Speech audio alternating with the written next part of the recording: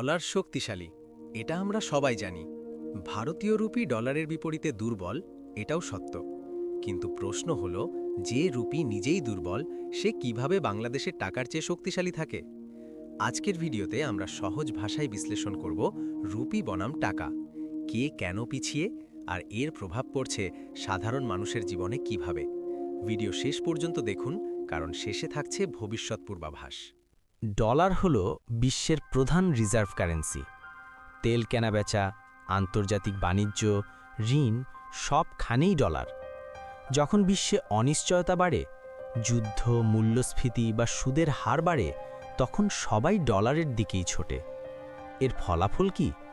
Dollar শক্তিশালী হয়, কিন্তু উন্নয়নশীল দেশের মুদ্রা দুর্বল হয়। এখানেই শুরু হয় রুপি ও টাকার গল্প। হ্যাঁ, সত্যি কথা বলতে ডলারের তুলনায় রুপি দুর্বল হয়েছে। এর কারণ, ভারতও তেল আমদানি নির্ভর। ডলারের চাহিদা বেড়েছে, বৈশ্বিক সুদের হার বেশি। তবুও লক্ষ্য করুন, রুপির পতন ধীরে ও নিয়ন্ত্রিত। কেন? কারণ ভারতের অর্থনৈতিক ভিত্তি তুলনামূলকভাবে শক্ত। বাংলাদেশি টাকা ডলারের বিপরীতে আরও বেশি চাপে। এর কারণগুলো হল আমদানি নির্ভর অর্থনীতি, রিজার্ভ চাপ, একাধিক ডলার রেট, দীর্ঘদিন উচ্চ মূল্যস্ফীতি। ফলাফল, একই সময়ে যখন রুপি কিছুটা দুর্বল, তখন টাকা আরও বেশি দুর্বল হয়ে পড়ে। এখন আসল প্রশ্নের উত্তর। ডলারের কাছে দুর্বল হলেও রুপি কেন টাকার চেয়ে শক্তিশালী?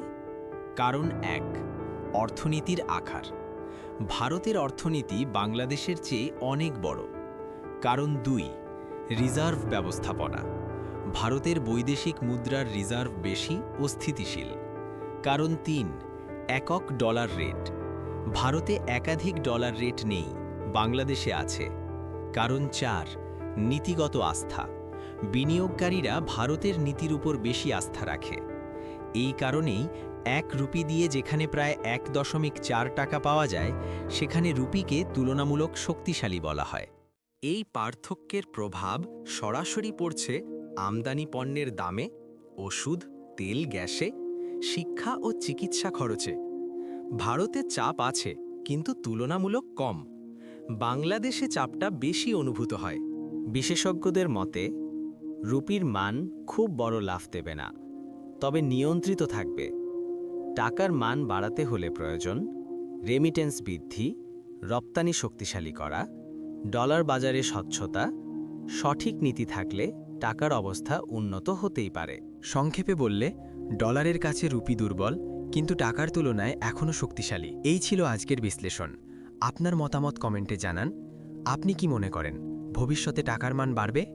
ভিডিও ভালো লাগলে লাইক দিন, চ্যানেল সাবস্ক্রাইব করুন। এই ছিল বাংলা নিউজ ডিকোড।